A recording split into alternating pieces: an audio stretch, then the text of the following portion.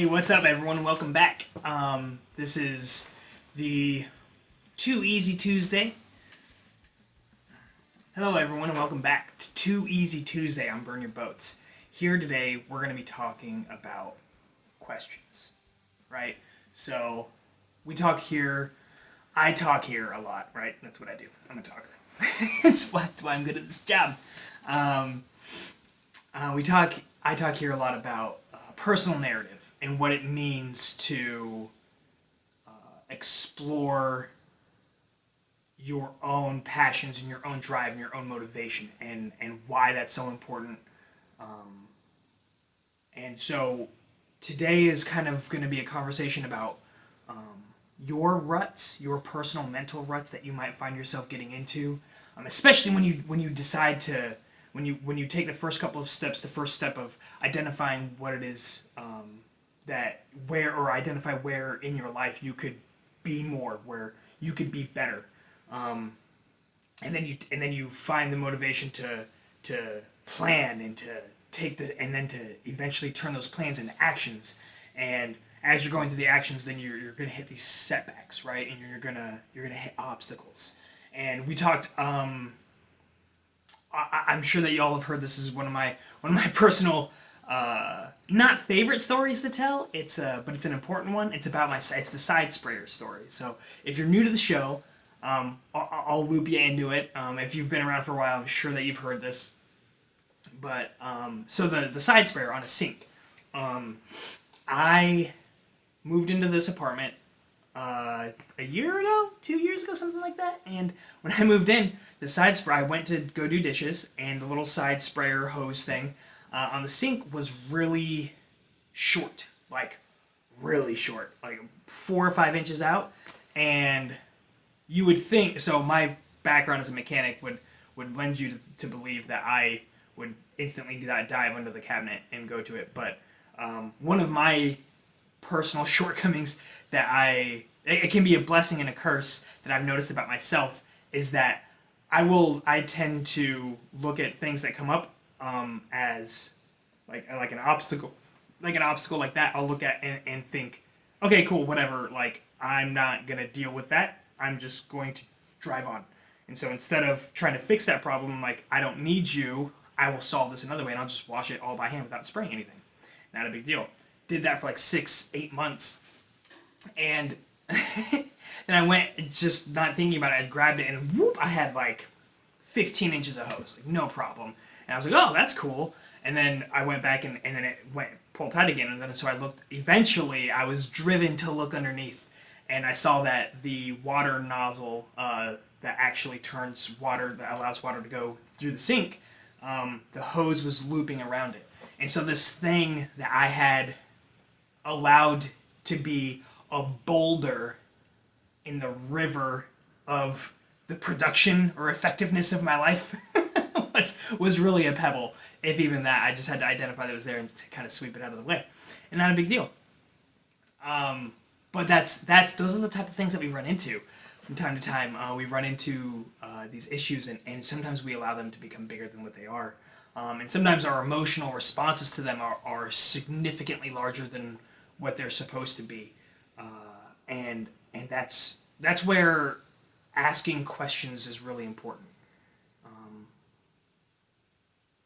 You can't, a lot of the time, as people, we want to identify the why. Think back to when you're a kid. Think back, if you have kids, think to your kids. What's one of their most frequently asked questions, especially when they're really young? Why? Why does this happen? Why? Why that? Why that? If we go there, why this? All of the whys. That is where it is, and that's where our minds tend to go. It seems to be like the most logical question, right? That's the place that you want to find the answer to, but it misplaces we're using the wrong framing, because why is important, but it's usually a lie. And what do I mean? Why? How is why a lie? Like, I'm going to the store. Why? Because I need bread. Like, it's not like that. It's more about your motivations, right? The motivation for what you're doing, the reasons that we act and respond to things in the way that we do. Why? So your significant other does something that pisses you off, and you're like, why would you do that? That's not the type of questioning that's going to spur a conversation that is actually going to be productive. It's more, and the reason for that is that you, as a human, we're disregarding us as humans, and we're looking at everything as like fact based, and purely linear and logical events of things that are happening. Like, I came home, I took my shoes off, and I sat down on the couch. My wife was upset. Why did that? Or whatever the case may be. Why did this happen? And it's not. That's not how life works, and it's not how life works because we're human. And what I mean by that is we are social, emotional beings, and we respond to things emotionally, and the emotional events build up from the time that we're kids to the time that we're adults, and it's significant. And so and the way that things happen can associate to how it happened when we were children, but without getting deep into the psychology of it, it's about the feeling and the emotion behind it, because we are emotional beings, like I said, who justify our behaviors logically. And we do this with all sorts of things, all sorts of really important things, like buying a house.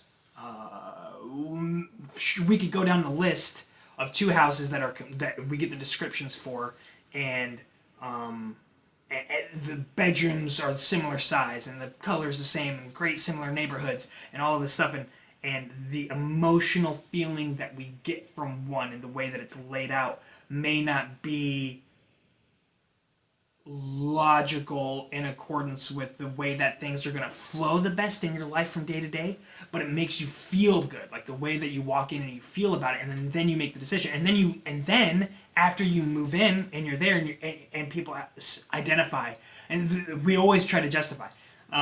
People come in like, oh, that's weird that this is over here, not over there. Like, oh yeah, well, I like it that way because it makes it gives it character. It's unique. Or and that's like the worst one. Everyone knows it's kind of BS, but like, oh no, it's functional because when you do it like this and you do it that way, like, oh okay. That's how we then justify it logically later, which is why the why questions do not work, because we are asking for post-emotional insertion of logical meaning to the emotional definition of what we've done, if that makes sense. I know I'm kind of getting jumbled, so it's when we ask why, we're asking for the other person's, or when we're trying to sit down and figure out what's going on with us, with ourselves, which I think is super important, because you have to get that first before you're able to help other people and be able to identify this for other people. When you're able to sit down and ask why, if you sit down and ask why, you're asking for that logical definition of the emotional reason, which that's why I say it's a lie, because it's not that you're trying to lie, it's that's how you're justifying. It's more of a justification than a lie, if you want to look at it like that. But it's just not accurate. So if we're looking for accuracy, we want to ask questions. That's the most important part. That's how we expand it, and we enhance our lives, and we learn more. We learn more about ourselves, and we get more in touch with who we are, and then our drive can expand even larger for the things that we're passionate about, and love for the people that we are, and we're able to love people more efficiently, and we're able to give that much more into our business because we ask the right questions. So what are the right questions? I just asked one of them. It's what questions and how questions are supremely important, because that is the way that you get to the real idea behind the why. If you want to move left, you want to get, because you have the person, an event happens, and then they have an emotional response, and then they have their outward projection, their action in response to whatever it is that was going on.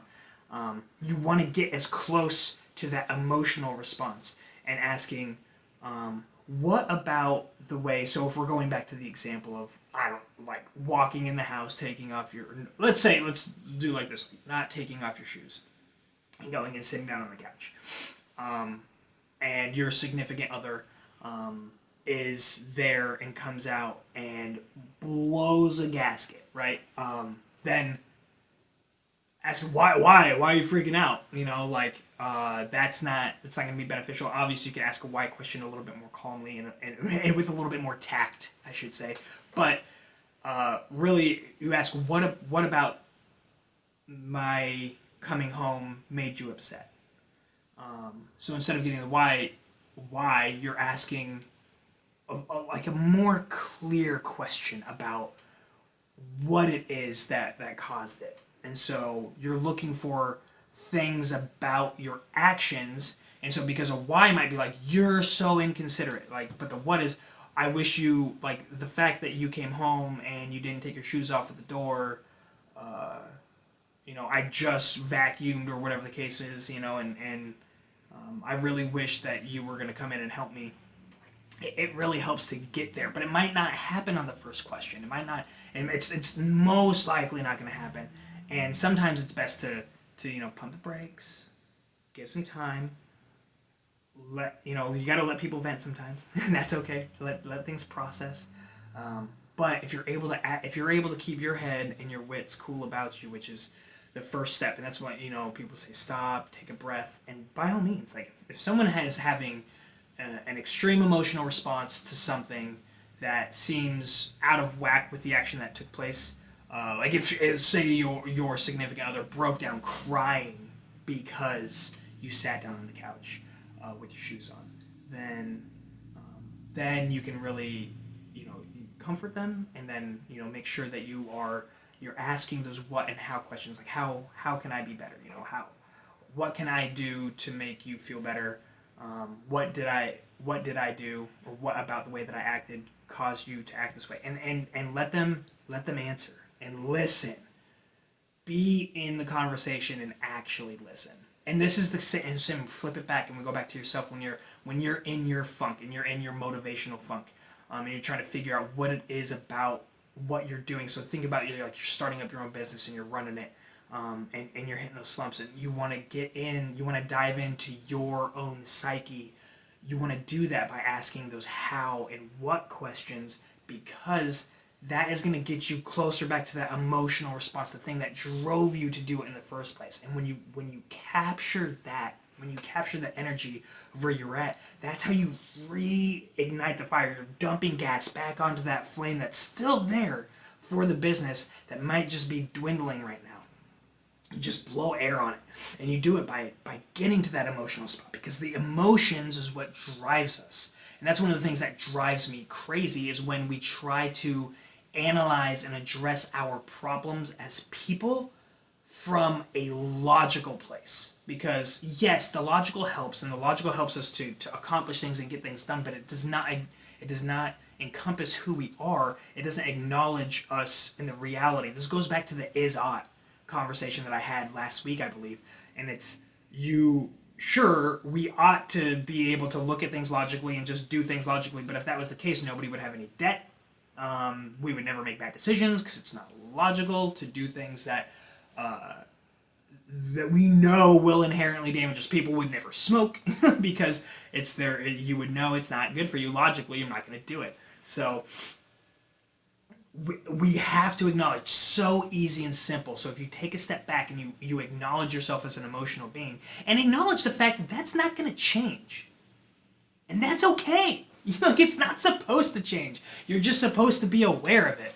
And so if you can be aware of it, then you can actually address things in a more appropriate way, and you can ask those questions, and you can get to the core, and you can figure it out, and then you can handle your life with a little bit more care, and you can really extract out the passion and reinvigorate the passion in those times when it's running a little bit dry. So I always say, plan on going like 7 questions deep, but there's a moment that you're gonna hit where it's just like a 2x4 to the face, just whap right to the face, and you're gonna be like, oh, that's it. That's the answer to the question. Of like specifically if you're talking about somebody who's having a significant emotional response to something, like I said, that seems out of place for what it is that occurred, then they're gonna have like an aha moment. They're like, oh, yeah, that's it. Okay, yeah, and you're gonna see it. You're gonna feel it. They're gonna feel it, and the same thing is gonna happen when you do it with yourself and you're reflecting on your life and your business or whatever the case may be, your relationships. If you're struggling with that, you ask those questions, and you really it's about giving yourself the time. And I know that it can be hard. And it's important. One of the ways that you know that you got to do this is if you don't want to. And I know it seems really backwards, but if you don't want to have this conversation with yourself, if you're avoiding it, if you're inputting stimuli into your life, I do this with podcasts. When I could go run, if there's something bothering me and I go for a run, what I should do, I know this, what I should do is go run without headphones and let my brain naturally go through and process and start asking the questions and do it while I'm running. That the blood's flowing, it's pumping, I'm getting the right chemical reactions happening, and that's when I'm able to do a lot of problem solving. Showers, and these times when you are isolated from stimuli. But I found with technology is amazing and it's terrible because I have found ways. So I have a waterproof speaker that'll go in the shower, and I got headphones that I'll bring with me on a run, and so I got an armband to put my phone on so I can make sure to sync it up with my headphones. And so it's actually a challenge. I'll play with myself and I'll even try to make sure that my headphones are dead sometimes, so that way I don't have a choice. But it's important to give yourself that time, and especially when you don't want to. Because if you don't want to, it means that it's something that's important that you need to handle. So please handle it. It might not be too easy, but it is too important not to do. It is too easy to shift from the why questions to the what and how questions. And that's where I want you to start. Ask yourself how and what questions, and continue to dive in until you get that gut check, until you feel that 2x4 just slam against you. And I'm here for you. I appreciate you. Thank you all so much. I love the support. It keeps coming in, and I really value that you guys keep coming back every week. Tomorrow, we'll be back here again for That's What You Get Wednesdays. It's going to be glorious. It's going to be great. But really, thank you all again. I really appreciate it, and I look